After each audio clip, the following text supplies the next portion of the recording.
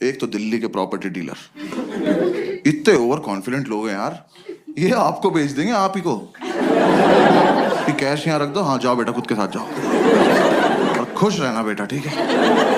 मैंने कहा सर एक रूम देखना है, कह रहा आपको ऐसा रूम दिखाऊंगा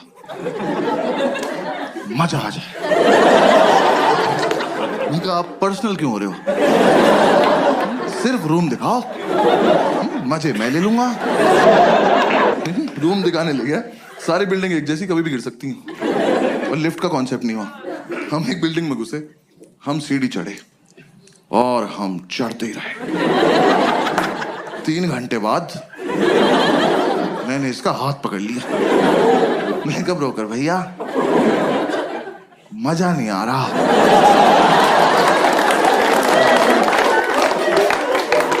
कह रहा आएगा अभी और चढ़ना है। मैं कहा आप चढ़ें, मैं कर रहा हूं कोशिश। कह रहा नहीं नहीं चढ़ो। मैं कहा आप चलो चलो, मैं पीछे पीछे चल दिया। भाई ये नहीं रुका, मेरे जब तक प्राण चले मैं सीढ़ियां ही चढ़ रहा था। 3 दिन बाद मैंने इसका पैर ही पकड़ लिया। मैं कहा ब्रोकर भैया सच्ची सच्ची बताना, वो वैष्णो देवी है?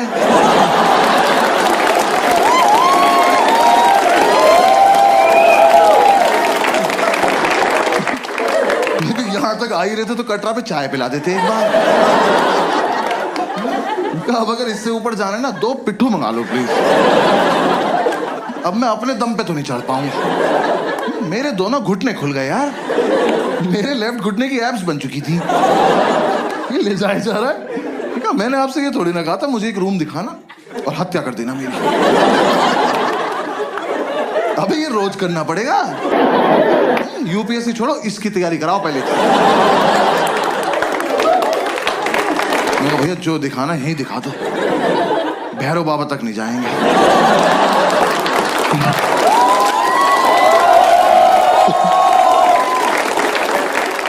भाई उसने मुझे रूम दिखाया, वो रूम इतना बड़ा था, ये रेड वाला पार्ट देख रहे हो,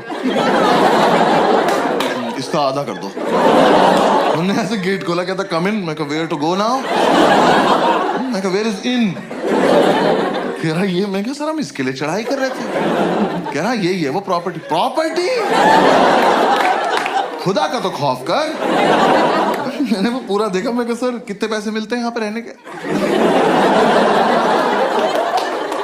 कह रहा रेंट देना पड़ता है। मैं कहा इसका भी ले रहे हो तुम लोग? मैं कितना रेंट है? कह रहा 16,000 रुपए। मैं कितने साल का? कह रहा 1 महीने।